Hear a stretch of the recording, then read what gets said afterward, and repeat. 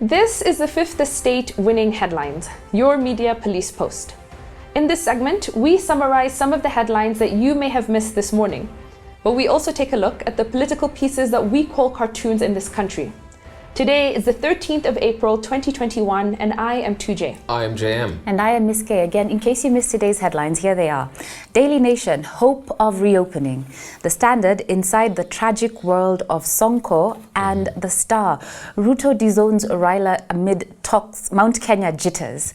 Let me read that again. The Star, Ruto disowns Raila talks amid Mount Kenya jitters. Please Star is do always better. a mouthful. Yeah, always a always a mouthful. mouthful. Yeah. In fact, they need to do better. And Yeah. on that note, I probably will toss them. Just looking at the headlines, there's such a spectrum of what's happening. I know it goes Yeah. from COVID to the wars of Sonko. Sonko to what we're going to discuss today, this Yeah. Ruto-Raila alliance. Which seems like a bit of a bought headline. Definitely. A lot, yeah. He needed something to say and he didn't know if the Shah would allow him to say it. So, and he knew that the Standard was not going to do it. So the Star was the only place. The where only they way could out. lie. And based on the Star's headline, today I want to make an observation, ask some questions, but offer no solutions. Last week, we were told that there was the makings of a Ruto-Raila alliance. The daily papers told us that each camp was open to meeting with each other. But we said, and will continue to say, that a Ruto-Raila alliance is a non-starter. It doesn't make sense. So the question is, who benefits from this narrative? If Ruto is to Raila what oil is to water, why are we talking about an alliance that could never be? It is often said that a rumor is not confirmed until it is denied. And last week, the DP's camp kept silent about any Raila affiliation. But as the Star tells us today, Ruto's director of communications has now come out wildly denying any possibility of Raila talks. Why? Because it has made Mount Kenya nervous. But in our opinion, denying his relationship with Raila is tantamount to confirming it. But there is one truth we must address. You cannot be with Raila and get the Gema vote at the same time. And yet it is obvious that Ruto is lacking some edge in his race to the presidency. And that edge may be Raila. After all, Baba Man has consistently captured 44% of this country's vote. So could it be that the rumors of their talks were all about optics? Or does Ruto really have some interest in Raila? But my real question is this. How do you romance a potential ally without upsetting your voter base? And so I have a theory. Ruto wants to romance Raila, but he can't. However, he has been caught red-handed, so he lies. He's telling Gema that it isn't what it looks like. There are no talks with Raila's men. But surely it happened. This is called gaslighting. And gaslighting is manipulating someone into doubting their own sanity. And I want to suggest that one William Ruto is gaslighting the Gema nation. An alliance with Raila did not mean much until it upset Gema. And now that he has been caught, he's trying to manipulate the Gema bloc into doubting their own sanity. And if the purpose of gaslighting is to control someone by creating a false narrative, here, Ruto is lying about his intentions with Raila to keep Mount Kenya close. And this establishes for me, simply, that Gema has become a toy that William Ruto is playing with for his own benefit. And unfortunately, Gema is allowing this to happen. You know, these two guys are deluded, both Raila and Ruto. And still on the much talked about Raila-Ruto 2022 alliance, I would like to remind our viewers of a law. That is the law of mutual exclusivity, which holds that two propositions are mutually exclusive if they cannot both occur at the same time. So, like a coin toss, which can result in either heads or tails, but not both, Raila, Ruto, and Kikuyus cannot, to speak colloquially, be in the same WhatsApp group. So, today we want to serve notice to William Ruto. Kikuyus are beginning to distrust you. If you form an alliance with Raila Odinga, forget about the Kikuyu vote. You will have walked away from 5.8 million Gema votes. All for what? to gain 2.3 million votes from the Luo nation. Similarly, we want to serve notice to Raila Odinga. If you form an alliance with William Ruto, you will be walking away from the same 5.8 million votes. For what? To gain 2.5 million Kalenjin votes. Yeah. The truth is, ladies and gentlemen, Raila and Ruto are both not in a good place right now. They find themselves at the mercy of the Kikuyus, who will be the kingmakers of 2022, and they find themselves in a serious double bind. That is a dilemma in which they are damned if they attempt to form an alliance and damned if they do not form an alliance. And I'll expound more on this tomorrow. Yeah. Now I'm curious. I want to be there tomorrow, but I will. And I want to say this to you. If indeed Ruto and Raila are mutually exclusive, then two scenarios are likely to happen. And both of these scenarios end up with the postponement of the 2022 election. In scenario one, if Uhuru and Raila continue with BBI and COVID continues to hold the country and the economy hostage, then it is possible for Parliament to extend its life by 1 year. Well, Article 102.2 of the Constitution provides that when Kenya is at war, Parliament may, by resolution, supported by both houses and at least 2/3 majority of the members of the House, from time to time extend the term of Parliament by not more than 6 months. But the total extension cannot exceed 1 year. Now, we are at war with an unseen enemy called COVID-19. The everyday language used to describe the pandemic world over is a language of war. Yeah. And you cannot deny the parallels between the pandemic and the wars of the past. Let me give you some examples. The high number of national and global deaths, which are measured daily, the interruption of normal life routines, the shortage of certain services, and economic decline. Yeah. These are all phenomena that occurred during World War II, and they are all happening now. So think about that. In scenario 2, the president will make good on the advisory he received from Maraga before he left office and dissolves Parliament for failing to pass the legislation, the 2/3 gender rule. And the Constitution, as we all know, does not give the president a timeline for him to execute that advisory. Therefore, the Maraga advisory still holds. And the president could execute that advisory at any time this year or maybe even early next year.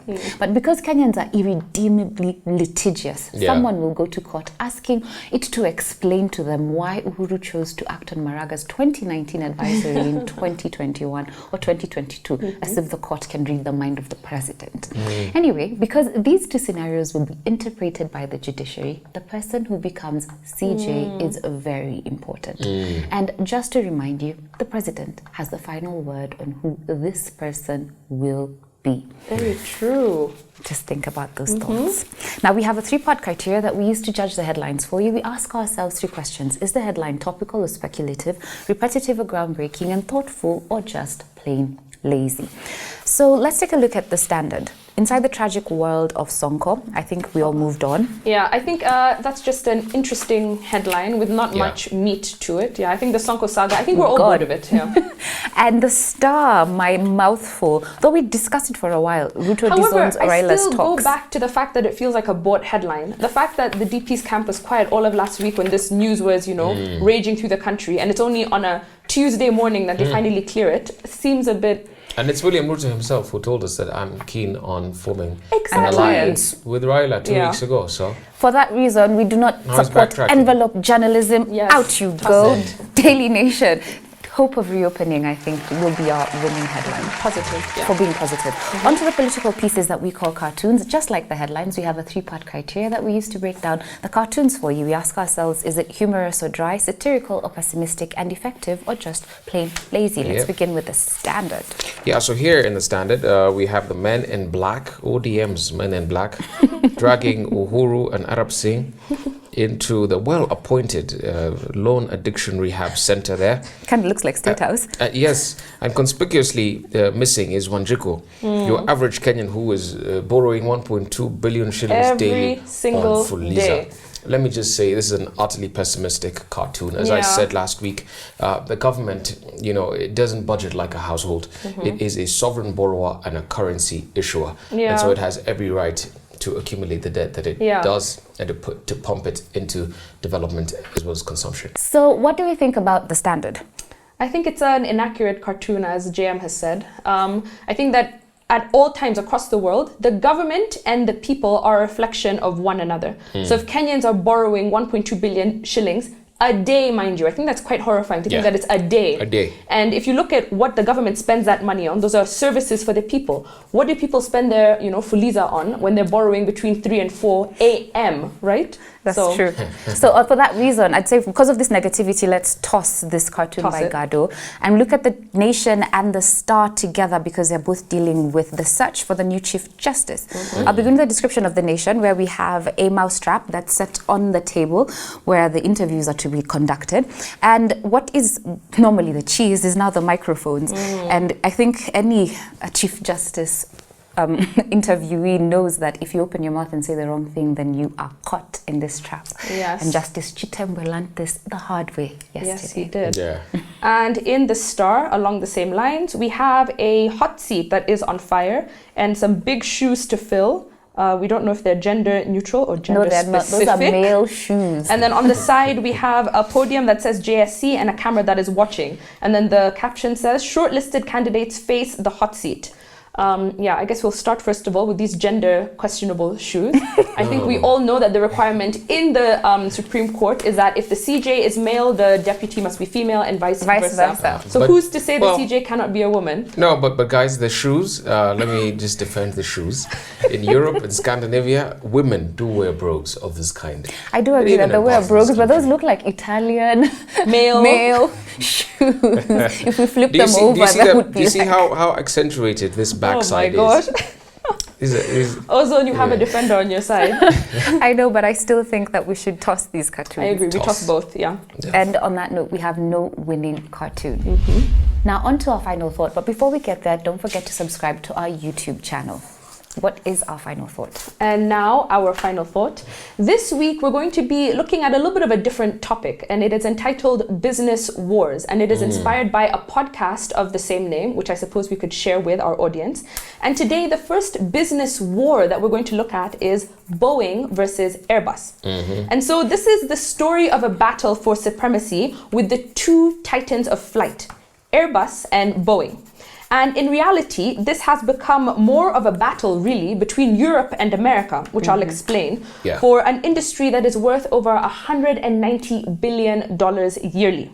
So Boeing versus Airbus is one of the biggest, most popular, and most visible corporate wars between the two leading aircraft manufacturers. Boeing, the single largest exporter in the USA, was founded by William Boeing in 1916. So that was during a wartime period. And Airbus, the leading aircraft manufacturer of Europe, started its journey in 1970. So Airbus came into existence because state-run or private airlines in the 1960s wanted to upgrade the airplanes that they had to the next generation. However, there were no suitable European aircrafts available that could satisfy their needs, but also European governments wanted to get a slice of this massive, air industry. But Boeing and other manufacturers were too big at that time for them to take head on. So European governments decided to form this conglomerate to build aircrafts with the express purpose of trying to beat and dominate the American market. So I think it was Germany, France, and a bunch of other countries came together and used all their resources. Before they dumped them. Exactly. So this conglomerate would become Airbus. And the first airplane they would bring to market was the A300 as a direct Boeing rival.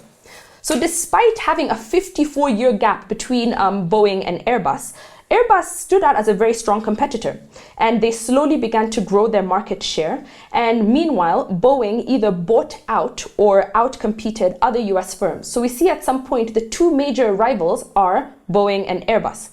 And during this time, what we see is worldwide travel expanding from an average of 400,000 travelers a year in 1973 to a worldwide travel number of 3.96 billion people by 2016. And so you have these two companies really fighting to see who can battle to get the attention of these airlines. So both companies were using every advantage that they could, driving innovation and efficiency. And you see that the global market that they share is about 60-40 in favor of Airbus, quite surprisingly. And we see Airbus being the dominating company because of their success of what they call mid-range models, essentially just small planes, right? So in the early years of the new millennium, the 2000s, many airlines thought that the key was buying bigger planes, making bigger planes. And Boeing's 747 was the queen of the skies. So at this time, you can imagine, oil prices are low, passenger numbers are steady, airports are expanding, and so people thought big planes have to be the answer. But then we see that that was actually the opposite. You have the 2008 crisis. You have so many things that are showing, COVID included, that big planes are not the way to go. And so Airbus actually bet on smaller, narrower planes. They can be deployed easier, they're easier to fill with customers, and they have low running costs. And so this made these jumbo planes very obsolete.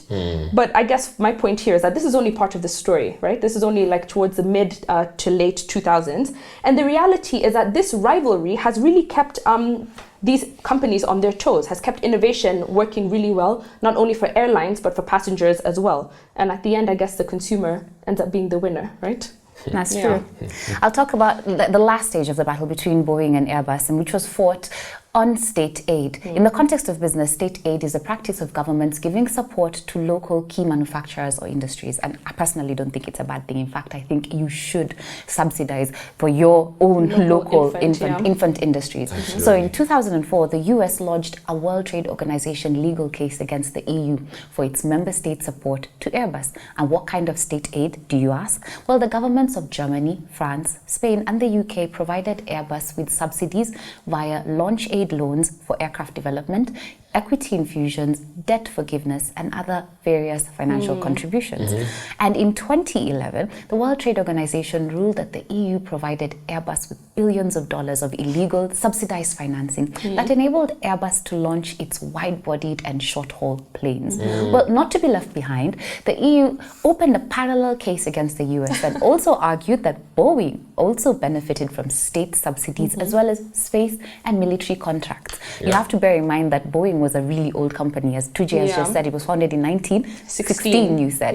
And its original forte was in military craft. Exactly. So when they forayed out into the commercial space in the 1970s, of course, they would rely on their old contacts within the military to help them. So those military contracts, they defrayed the cost of civilian aircraft development. Well, in 2012, the World Trade Organization determined that Boeing had received at least $5.3 billion in illegal US aid. Guess what? The case continued. So it continued to wind its way through the WTO process until 2019, when the World Trade Organization authorized the US to retaliate with tariffs against the EU exports worth about $7.5 billion US. That's a lot of money. Well, a similar ruling is awaited. That's in 2021 on the EU case, and they're possibly going to pay about $4.4 billion US tariffs on 4.4 billion US exports. Well, it looks like the battle between Boeing and Airbus is currently at an impasse. They have both reached the farthest that they could possibly go in the market, and I think that there's a likelihood that they're new actors. They've had a duopoly. It can't be denied that for more than 20 years, both countries have maintained a duopoly in the large civil aircraft market. And in the end, I think that the rivalry between the two giants was both a good and a bad thing. It was good because, as you said, Tujay, it spurred innovation. We're able to build better aircrafts faster. We're able to rely on technology. It was also bad when that technology failed, as we saw with the Ethiopian case, when that led them to rush products to market at the cost of human lives. With the 737 MAX scandal. So as we look to the future of the jet-making business, the question to ask is whether we are moving away from this duopoly towards an oligopoly. And the biggest threat for the duo right now is emerging from China. Here's why. In the year 2019, America transported approximately 850,000 passengers by air. Europe, in the same year, transported 1.1 billion people by air. Sorry, the US, not 850,000, but 850 million. And China, for the most part, an emerging market in the same period, transported 660 million people by air. And that number is steadily increasing, even in spite of COVID-19. Now that's remarkable in the context of the fact that America has, had a huge airline business, but China has only come up, in the last decade or so. And you know, with these three regions, what is worth of note is that unlike the United States and Europe, which have been manufacturing planes for their carriers, China, up until recently, has had to rely on planes manufactured either by Boeing or Airbus. Yes. And now the question China has been asking itself for the last decade is why should it not be the one to manufacture its own planes? Why does it have to import? And so the issue keeping Boeing and Airbus CEOs awake at night, I'm telling you this for a fact, is the rise of China's plane maker, known as the Commercial Aircraft Corporation of China, better known as COMAC. Will they break up the established duopoly? Well, the answer is yes. In 2 or so decades, they will seriously cannibalize on the Boeing and Airbus market share. So far, COMAC, we're told, has built 2 jets, the ARJ-21 and the C919. Only the 90-seat ARJ-21 jet is in service now. It seats up to about 168 people, and it's China's first large passenger jet and has been designed to compete with Boeing's 737 MAX and Airbus's A320neo. Its third test flight was completed in December 2019, and guess what? The first deliveries are scheduled for later on this year. Now, what's COMAC's plan? COMAC has its sights set on emerging markets in parts of Africa and Asia. So its planes are more affordable, with the C919's list price, which has been reported of about, each plane about $50 million US, roughly half the price of the Airbus A320neo. And China reportedly is scheming to make it conditional for countries receiving its aid to purchase these aircrafts through its Belt and Road Initiative, in which it's pouring as much as $1 trillion US into infrastructure projects worldwide. Some countries are reportedly said, particularly in Africa, to have received loans to build airports that are designed to meet the requirements of these planes that they're building. And this conditionality, is it a bad thing? In my view, it's not a bad thing. It's more affordable for us. And ultimately, competition as a principle is always good. Most definitely. A good thing for customers. So we should encourage China to go solo. They will fill in the gap for those of us at the bottom of the pyramid, as far as the airline industry is concerned. Definitely. In terms of that, filling the gap at the bottom of the pyramid, I agree. I think, we need some good competition as well. Absolutely. As for the conditionalities, I'm not sure. When you said that, I was hesitant. I was like, no, don't read that. Put it out. Anyway, today we had a winning headline from the Daily Nation, and we had no winning cartoon. Don't forget to find us on your TV stations. We are on Pan Free to Air, Go TV, and Star Times. I'll leave you with a quote on war, business, or otherwise. And it's from Sun Tzu or Sun Tzu, depending on how you pronounce. And it says, "He will win who knows when to fight and when not to fight." So are you implying that Airbus and Boeing should know not to fight with COMAC? I don't know. Do have a good day.